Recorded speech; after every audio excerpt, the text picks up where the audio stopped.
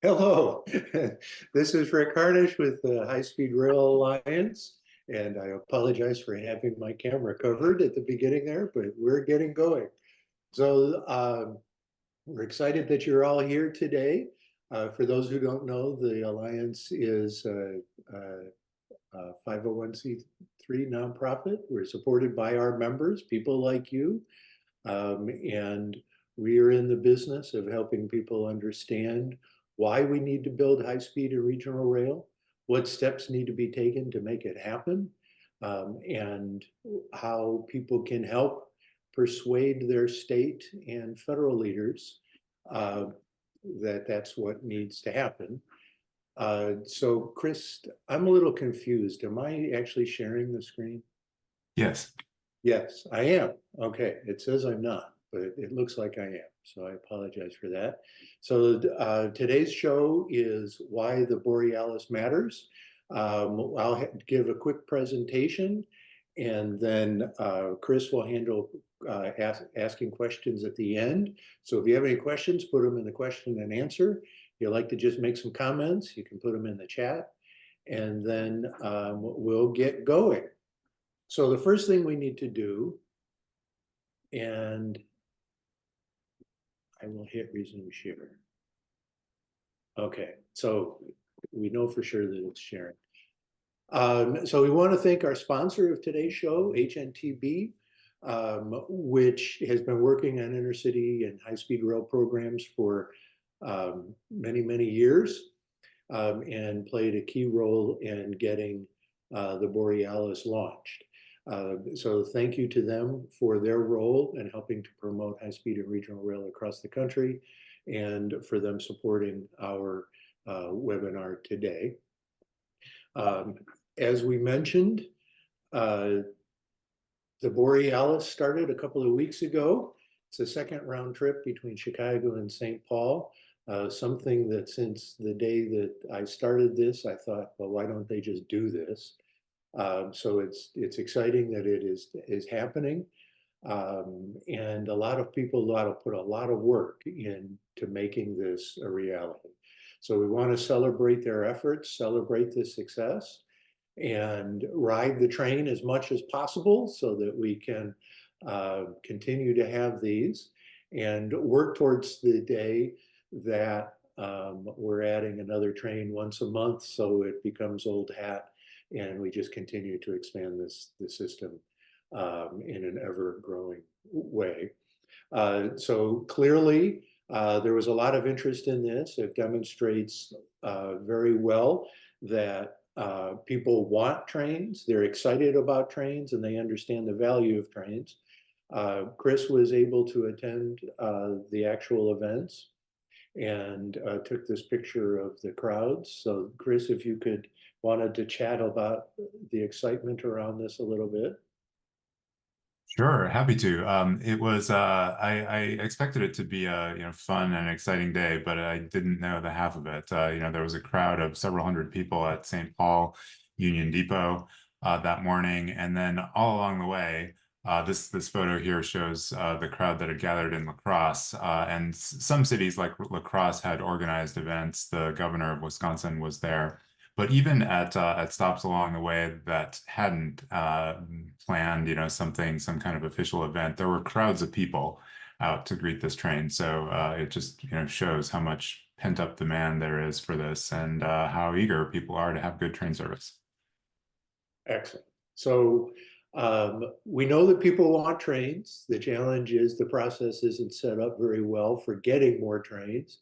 And so our job is to keep pushing on that.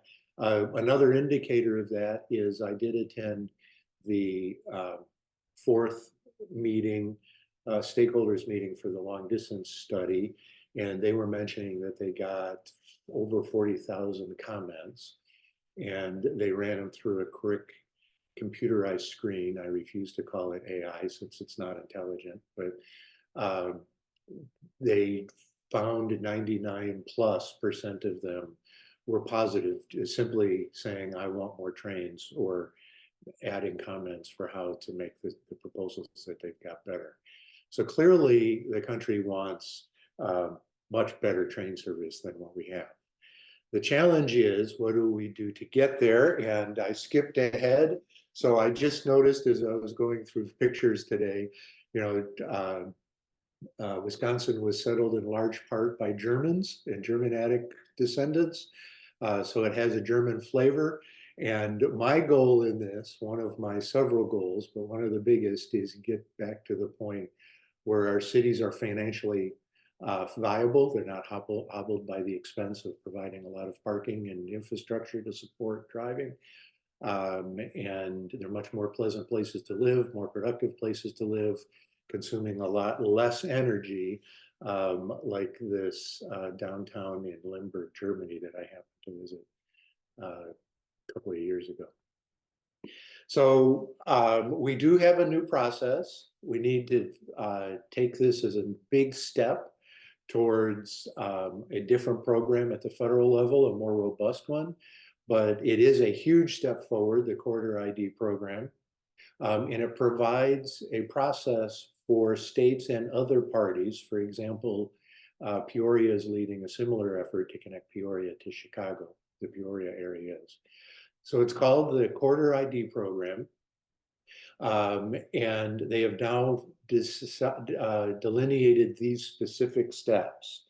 And I'll use this in order to kind of flow through, well, what do we need to do in Wisconsin? And also discuss why we need a different kind of federal program in order to make it happen.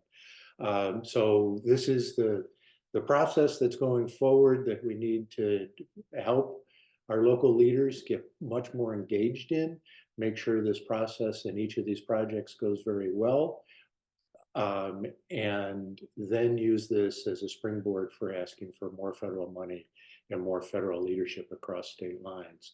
There are 69 currently projects in the Corridor ID program, and 17 of them touch Chicago, which is one of the reasons that we're very focused on getting Chicago fixed.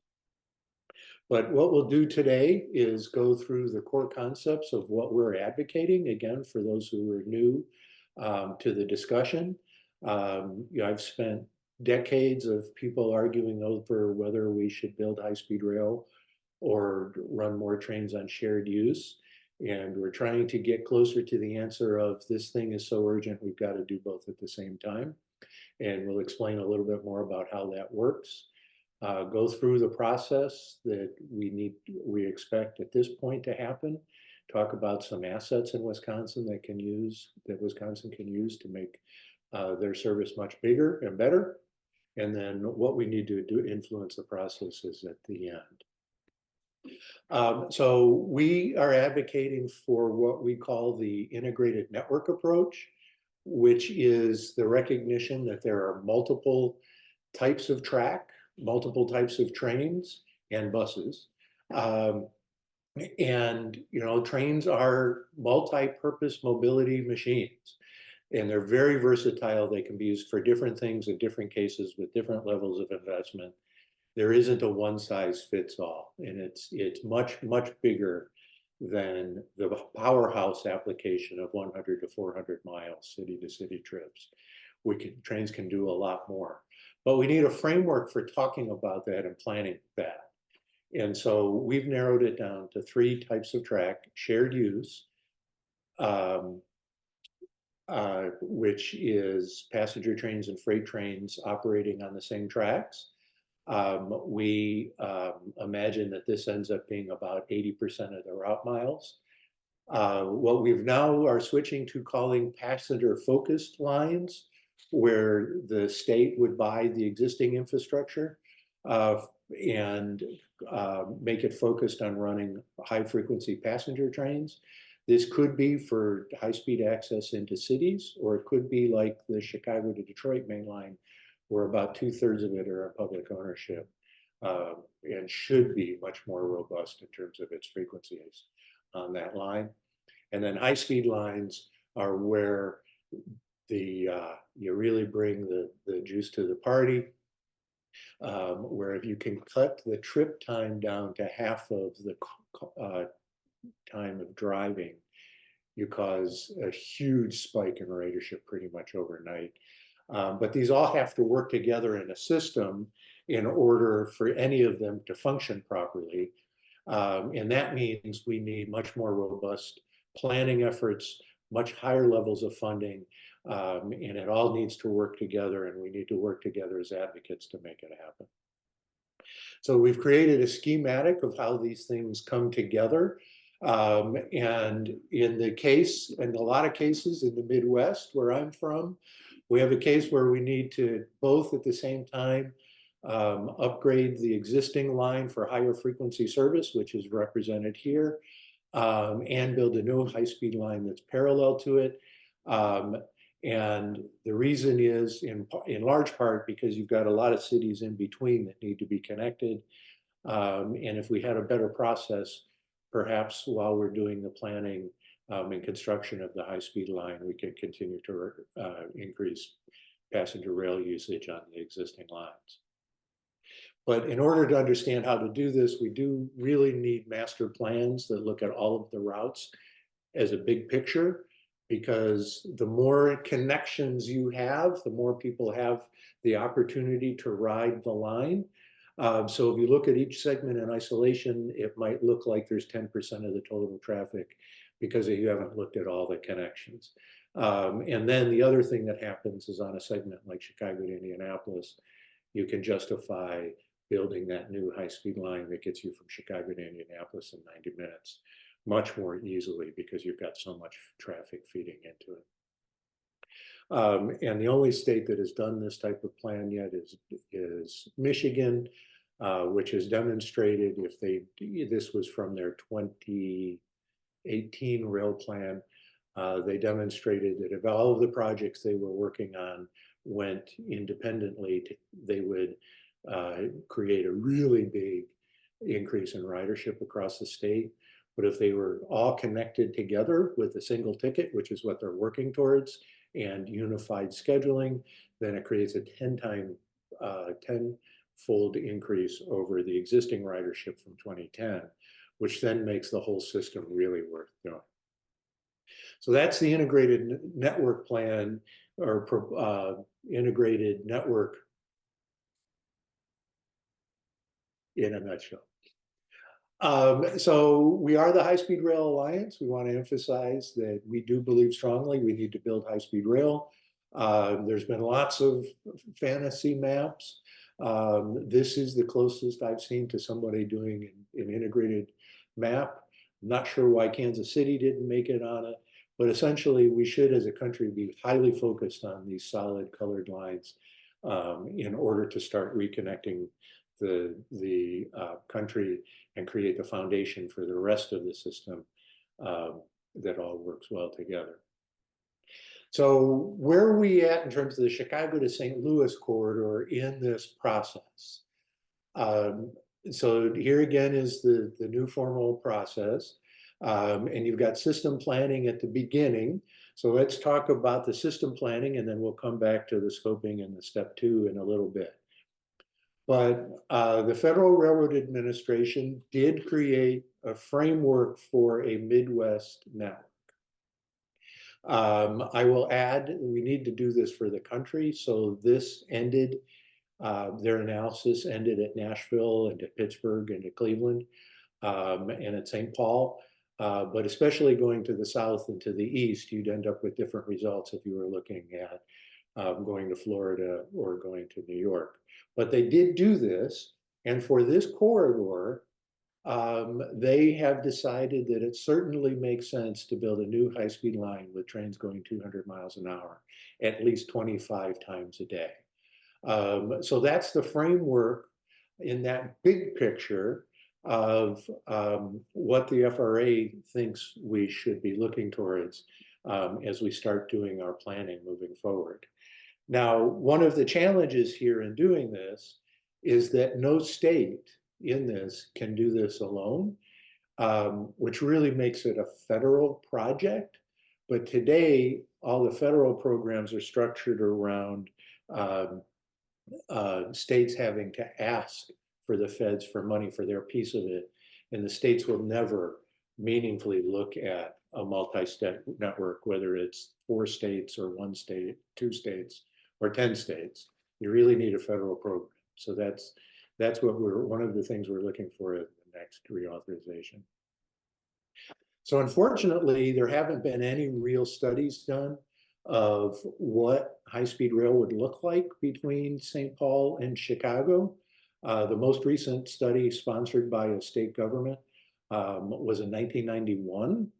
And I will point out that in 1991, the only high-speed lines in operation were Tokyo to, I'm sorry, a Japanese city that is west of Hiroshima, Fukuoka, sorry. Um, uh, Paris to Lyon and Paris to Tours. Um, uh, Madrid to Seville would open in 93. Hamburg to Berlin was right around that time, though it wasn't true high-speed rail. And so the last time that we did a study was before the world really had any experience with high-speed rail. It was really interesting what they did, though, because they did look at rights of way, and I think we need to start from their point of view on where these rights of way go. And they did say that if you wanted private investment, the trains needed to go 185 miles an hour. But for some reason, they recommended a 125-mile-an-hour shared use proposal, which is fairly fatally flawed, because really you shouldn't be going faster than 90 miles an hour on a shared use line. But so this is one asset that we have in terms of the state has started looking at this, and this could be a foundation for moving forward. For those of you in the audience that think trains have a limited use, which is may cause you to think more or less optimistically than I might about what a statewide rail network should look like, I've come to the conclusion that we should just simply say, if the state has invested in a limited access 4-lane highway, those places are valuable enough to be connected by train, whether it's a shared use line or a high-speed line. So this is the places that Wisconsin has said are super duper important, and we're going to connect them with a 4-lane highway.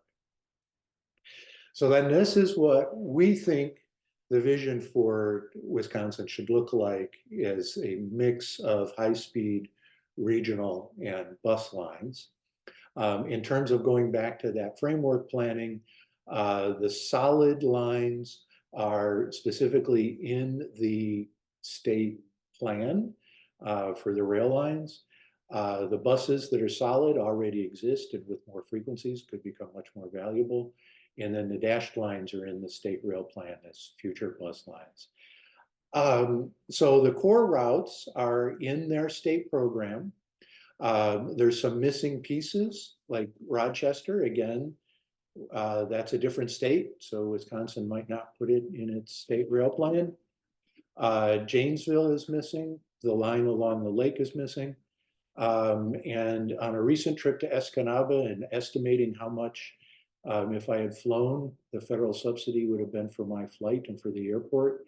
If Escanaba in this area is important to have two of those airports up here, and there's an Air Force base here, we should probably connect that by train as well. So this is the framework for where the state is saying it wants to go in terms of something approaching regional rail. The FRA has said high-speed rail is probably appropriate. So that first phase of that framework planning is done. One thing that's kind of missing in this is looking at, well, where could you create passenger-focused or even passenger-dedicated lines by either working closely with the existing railroad or buying that railroad and upgrading it to passenger rail standards. There's a number of them on this map, but one that stands out is Chicago to Milwaukee. So for years, the state has focused purely on the CP line that comes down to Union Station, but it's got a serious choke point here that requires probably adding a third and fourth track, which has proven so far to be politically unviable. Whereas over here, you've got almost no freight trains to speak of on this line, and the state is already starting to look at, through the city of Racine, at Milwaukee to Kenosha. So why don't we think about taking this asset And while we continue to work on the 10 trains a day on here and the improvements to the Metro service here, let's look at Chicago to Milwaukee on the lakefront line as an opportunity to get to hourly service and treat that as a single corridor instead of two separate lesser corridors. And there's a number of places like that that the state should look at. One is, again, Chicago via Janesville to Madison. There's most of the population is along here, but this is a challenging line to go to train every 2 hours, which we think is the minimum standard. You probably can do it here, and there's a lot of population here. And if you go back to that map, where there are interstate highways, there's an interstate highway here and an interstate highway here. And then another opportunity is along the line to Eau Claire. So these are some assets that the state has. They've already done substantial planning. There's places where you could work with railroads to create passenger dedicated mains. Really exciting opportunity if we could get folks across the entire state to be communicating with Madison that this is something we need to move forward with as a state program, as opposed to looking at individual pieces. And again, the state program becomes important because imagine if you're looking at not just Green Bay to Chicago traffic, but Green Bay and Oshkosh and Neenah and Fond du Lac to Milwaukee, then the system becomes much more valuable to everyone and makes a lot more sense. So let's start pushing for a statewide plan. So the state is currently on step one for multiple corridors, which is deciding what's going to be studied. That process hopefully will be fairly quick. They're in the process of doing that now. And then once that's done, then they'll go out to contract with consulting firms to enter into step number two, which is the service development plan. Now, in the service development plan, what you do is look at, well, if we want to achieve this goal, these are some ways to achieve that goal. And I'm focusing on achieving a goal for a reason here. If we have these options for achieving that goal, here's some issues that we might run into with environmental, and here's what we think the cost might be and what the service looks like in order to achieve that goal. And then if through that public process, it's decided that, yes, that's a good way to achieve that goal, then it moves into final design, and that's preliminary engineering. You do the final design, you take a real hard look at the environmental issues to decide if it's worth doing. And then at the end of that process, through the public process, the state, hopefully, we believe, will say, yes, this is worth the cost of doing, and then move forward to, I'm sorry, I said final design. It's preliminary design in step 3, and then step 4 is final design, where you're actually going to move forward and do it. So this step 2, though, is the most obscure of the process and is years away from the actual implementation, and so is the least interesting to the public, is the most important part of the process, because this is where the goal is established that all processes from here on out, all decisions about judgment decisions about whether to do this or that are based on that goal that is set at the beginning of step 2, and it's called the purpose and need. And so we need to be very involved, again, as a state coalition, focused on what that purpose and need statement says. And there will be public engagement in this, but we also need to have a lot of people from the public engaging directly in that proactively, so that goal is set in the right direction, so the state thinks about exponential growth instead of incremental growth in terms of usage. And that exponential growth is urgent because of the issues we have with our city finances, with our personal finances because of the burden of owning a car, with climate change, et cetera. So the most critical piece of this coming up is that purpose and need statement. And that process probably starts, if everything goes by schedule, right in the spring of 2025 timeframe, which is what's important for another reason that we'll talk about later.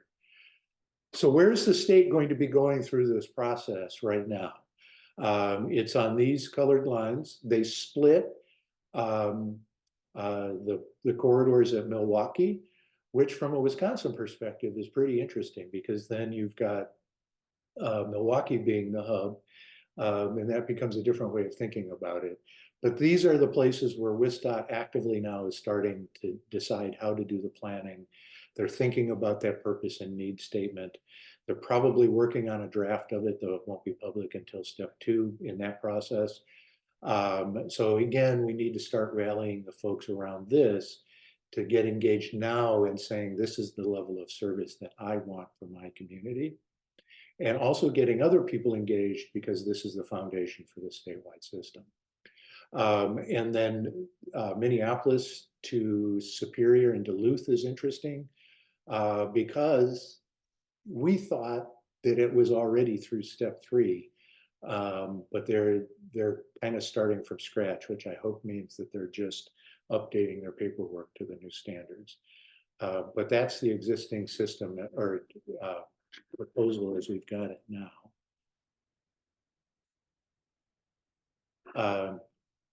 Okay, so we've got, going back to the flow of the event, we talked about the basics of why we need to think statewide and on an integrated way, and then you do each segment as part of that bigger process. We've gone through where the state is in the planning process so far, that the state has a lot of assets that it can build upon in order to build this network and get exponential growth. And now we look at, well, what comes up in the future? So I talked heavily about the purpose and need statement. We need to start thinking about as a group how we're going to influence that process, not just in Wisconsin, not just in Illinois, but in every project of those 69, advocates need to be thinking about how they're going to influence what that purpose and need statement says. In Wisconsin, the legislative session in 2025 is going to be spring of 2025 is going to be incredibly important because of the matches that the state has to provide to continue moving with the process, and also to set the stage for getting the state to think more optimistically.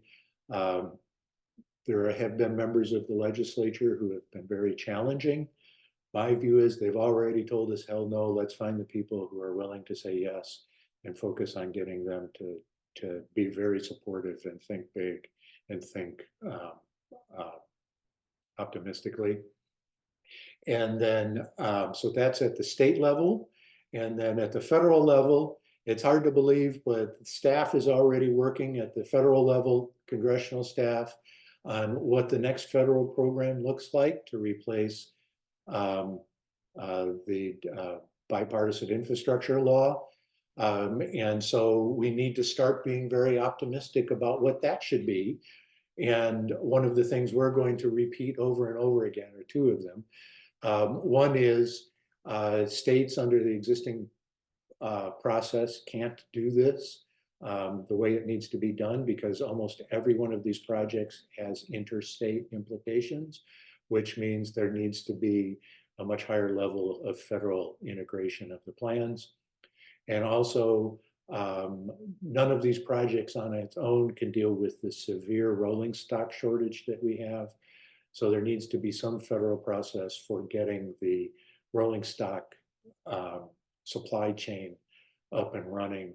And I will add to that also the very highly educated and well-paying jobs that are needed to grow this quickly. One of the reasons states have a 10-year timeline for things that you and I think should take a year or 2 is simply there aren't enough people to do the jobs that need to be done all across the country. So this all comes down to one kind of basic work, which is getting more people engaged, getting into communities. We're happy to schedule times to come out to communities to especially, I will prioritize areas with key legislative districts. But we need to be thinking about how we're going to have a very loud voice about thinking about quick change that results in a lot of people switching from cars to trains, so that we can help deal with many of the issues that we have.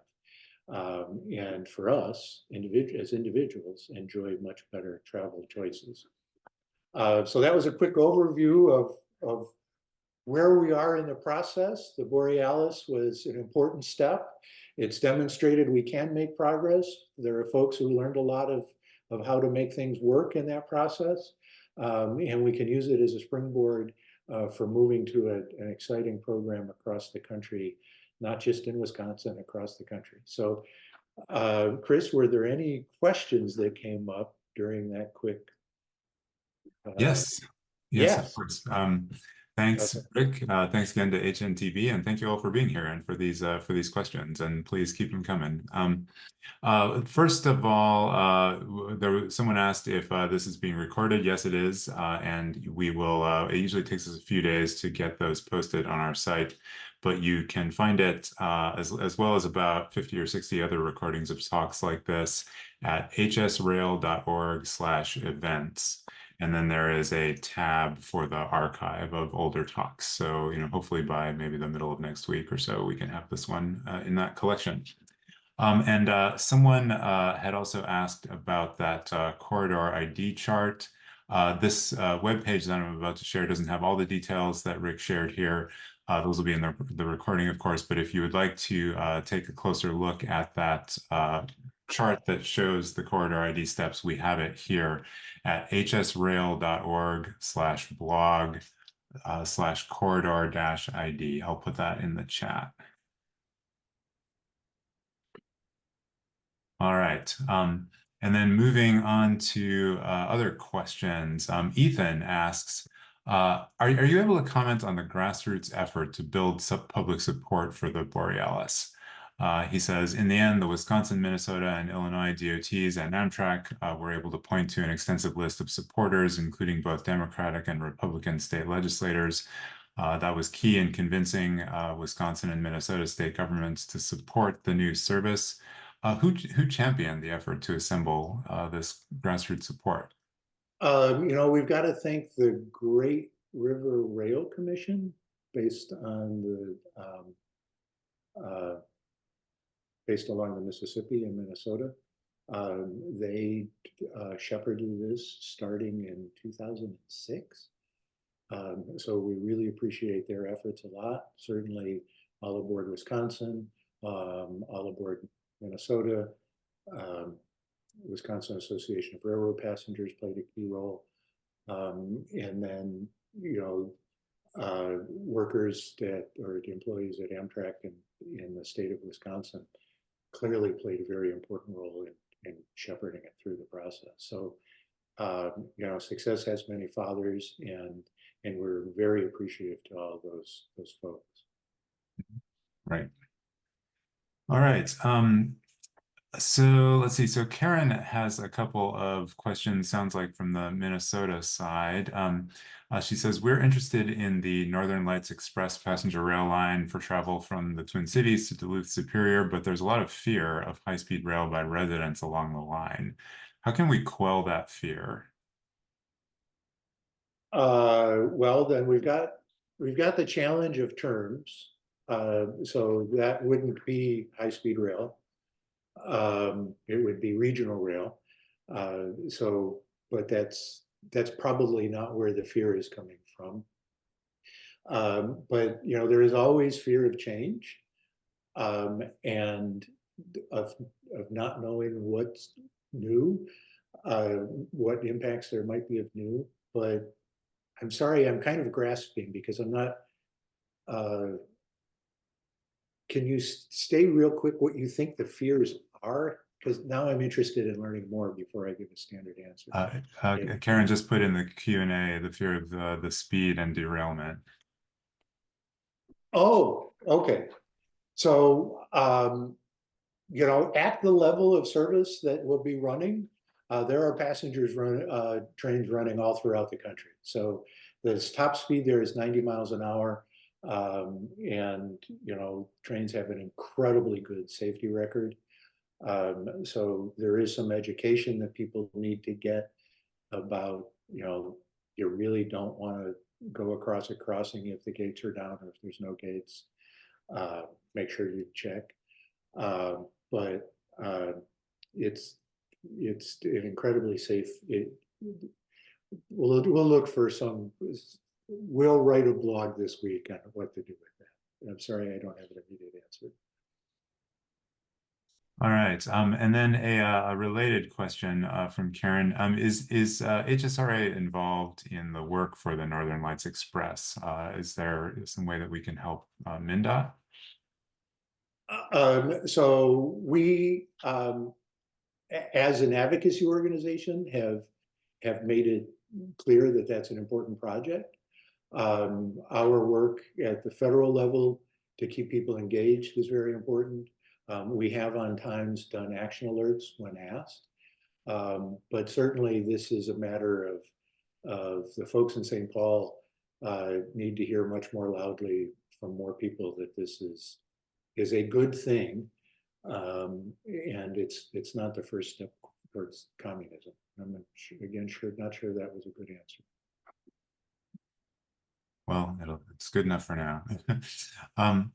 So let's see. Bill, one of our board members from the Chicago area, asks if, and then he corrects himself more optimistically to when the Borealis is successful. Where do you see opportunities for similar service expansions in the Midwest?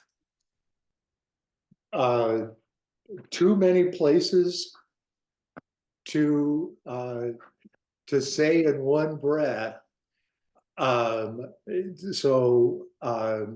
Essentially, again, we should be having this happen anywhere that there's a 4-lane interstate highway.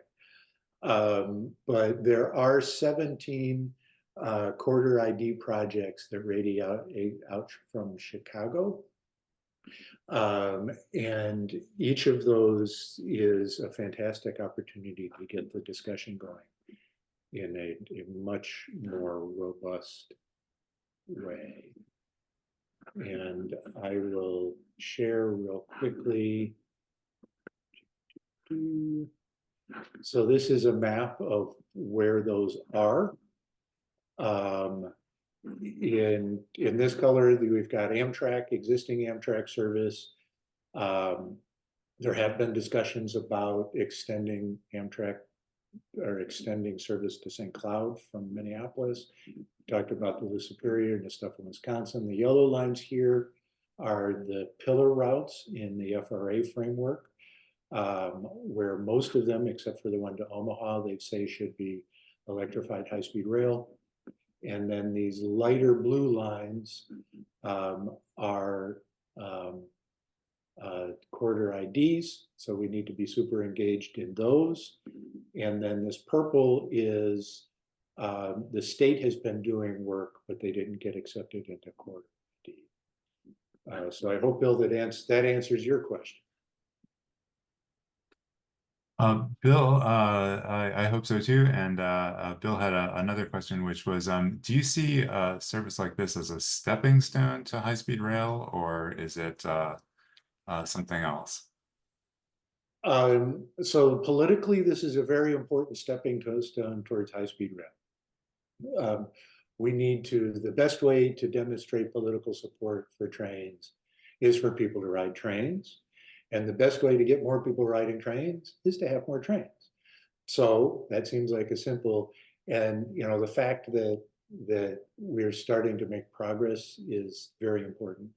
But the shared use services, while they need to be coordinated, the planning needs to happen separately because it's very different things. So politically, this is very important. But we need the region to start really looking at true high-speed rail. Okay. And then Kathleen in Green Bay asks, what do we know about the possibility of getting a demonstration train during the NFL draft? We know that there are people, including the chief executive of the Packers, that really wants that train to happen. We know that the discussions are happening and the basic framework for it is there. We're happy that Governor Evers verbally endorsed it a couple of weeks ago. Again, it would be an important step towards building political consensus around a train. Unfortunately, there's no details yet beyond Okay, and let's see. This question, I believe, it comes from Daniel. It looks like it refers to the map that you showed a moment ago, Rick. And Daniel says, Chicago, Omaha to Denver should be an identified corridor. Why wasn't that on the list? We, as advocates in the 70s and 80s, created a really bad framework for what passenger trains can do. Um, and it's this thing of too long to drive and too short to fly. And so trains can do now high-speed rail in that. If you cut with high-speed rail, if you cut the drive time in half, you will really make a huge difference, and that's huge, and that should happen. But trains can do much more than that. And so the idea of having a 1,000-mile long corridor just broke a lot of people's brains during the time that a lot of planning was happening. And since kind of Chicago's the focus, that gets you essentially to Omaha. Um, why you can't look at Omaha to Denver, I don't know. Perhaps the state of Nebraska wasn't interested in it. But certainly there should be a master plan for Chicago to Denver and beyond. And it's disappointing that there isn't.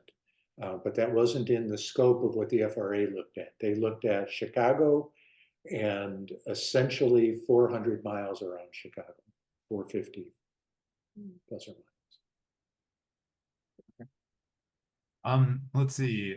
Stephen asks, what role should MIPRIC, the Midwest Interstate Passenger Rail Compact, play in rail service expansion? So, so the compact created the Midwest Interstate Passenger Rail Commission. Sorry for being a little pedantic there, but the commission is a government body. It's an interstate government body that is supported by multiple states and is represented by various appointees from those states. And they have a very important coordinating role to play, a very important role in helping the states advocate as a single unit. And they could be engaged in implementing projects that cross state lines. So in short, it's an incredibly important organization for moving this process forward.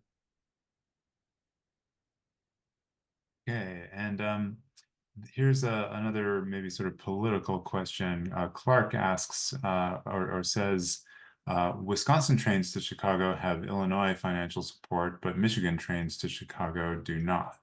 Why? I don't know. Political accident. That's the only thing I can come up with. Now, I will tout our own horn a little bit. In 2005/6, the state of Illinois said, you know what we're going to do? We're going to let Wisconsin pay for those trains.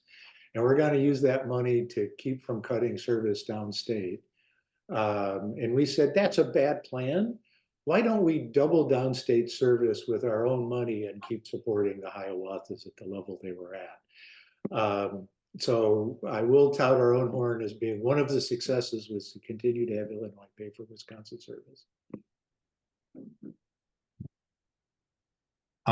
Let's see. So a couple of questions about schedules and things like that. Irv says the new train departures are only separated by about 3 hours from the Empire Builders. Why do you think they didn't space them further apart? Because this is purely my opinion based on me looking at it as a user. if that's going to be the primary connection between those cities, then it's probably in the best slot. So theoretically, you've got roughly an 8 a.m. departure out of St. Paul to Chicago. When I was in St. Paul 2 days ago, that train actually departed 3:30 in the afternoon. So clearly you don't want to count on that one. And then if it left any later, if the Borealis left any later than it does, which I think is 11:30, you'd be getting in here way too late at night. And it kind of works in the opposite direction the same way. So I think in terms of adding the next one, that was the best place to do it, in my opinion. Um, an overnight train is the next one, probably makes a lot of sense in both directions. Um, Again, in this country, we have a hard time with thinking about overnight trains, and it busts people's brains, but I think it would be the next step to add, and then we start getting to more. And then the other challenge is, because it's such a long trip time, adding more frequencies gets you into really odd times. So that's one of the reason the state needs to start talking about high-speed rails. It's the only way you can get fast enough to have high frequency service on that corridor. Right, 25 trains a day on that line that the Borealis is using now isn't going to work if they're all moving at an average of 50 miles an hour. All right, let's see. Here's a question near and dear to me since I live in Madison. Irv had asked, why not run trains, or why isn't Madison on this line, essentially? Because the track sucks. The track is too low quality to run a reasonable passenger train on. So that's the physical reason for doing it. The political reason was, under the current leadership in the state legislature, you can't have a train go to Madison because that will cause the world to collapse. Okay, let's see. A couple of questions about equipment, or at least one. Stephen asked, do you know more about the plan for providing equipment for future Midwest service expansion? Well, I kind of addressed that. I don't know of there being a plan. And I am very, very concerned about that. We have a shortage throughout the system of high quality trains. We've got the cars that are running on the Borealis today were built in 1990. The trains that will be decommissioned when they're replaced on the Northeast Corridor may come out here. They were built in the 70s. The states need to have a plan for getting more trains under construction and expanding the rolling stock supply chain, and I don't see enough urgency in that. So that was one of those federal issues that I think we're going to annoy people with over and over Okay. again. And then we have a couple of people asking about something that was, shown on, your map of Wisconsin that you showed, Rick, and that, is part of our thinking on the integrated network approach to things, and that's about buses. And Stephen asks, how do we combat the loss of intercity bus service, especially in Chicago? And then Fred asked a similar question, saying buses for connections at Chicago Union Station are critical, yet the local bus terminal down the street from the station closes in October. What can we do to avoid losing that local bus terminal? I'm very frustrated about the Greyhound terminal situation. So for those who don't know, Greyhound owned most of its stations in major cities.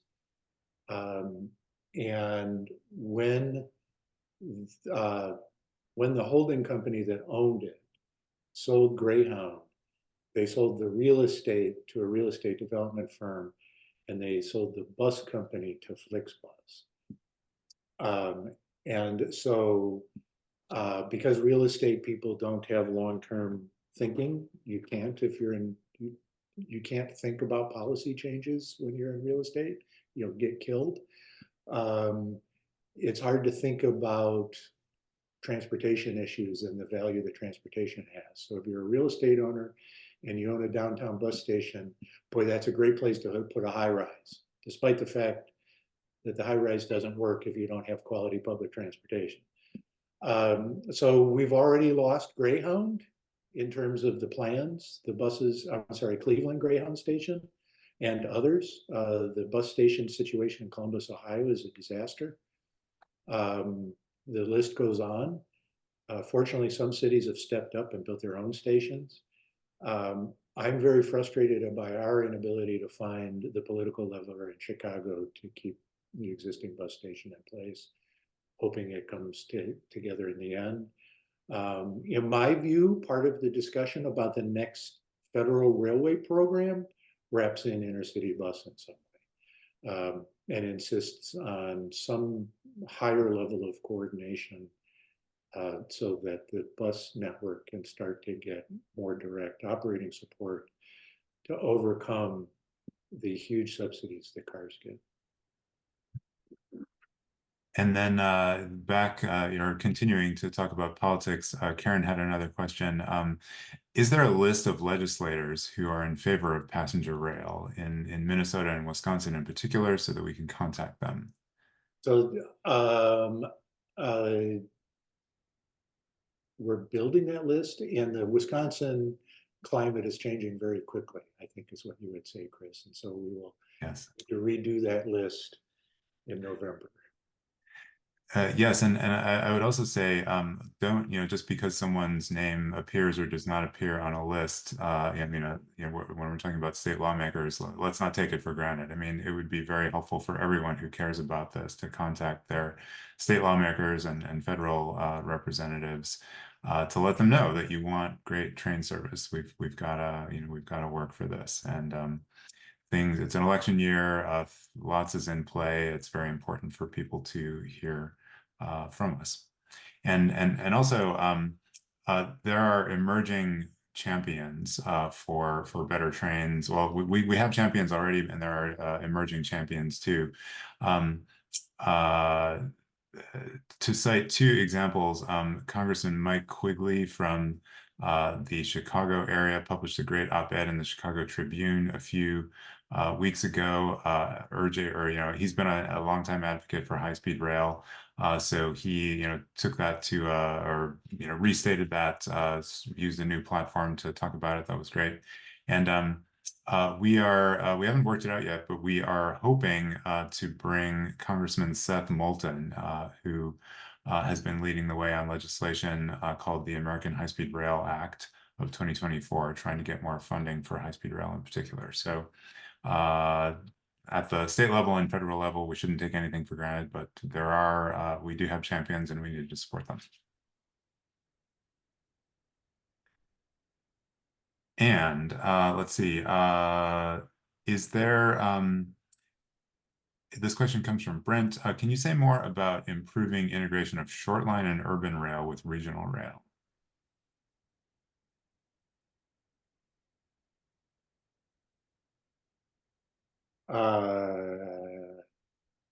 I'm sorry, Brent, I don't understand your question.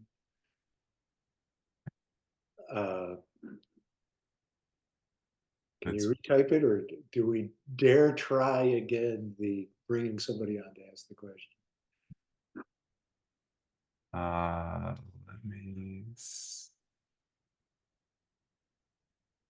Let me see if I can turn on a microphone for Brent if you're willing to. Brent, are you there? I am, yeah, thank you. I just wanted to know your ideas for how to improve that integration. Like what kind of partners are you talking about working with to get the short line and regional rail to the point where there's more public confidence that it will work? So politics, of course, but yeah. Okay, so I'm stuck with the term short line.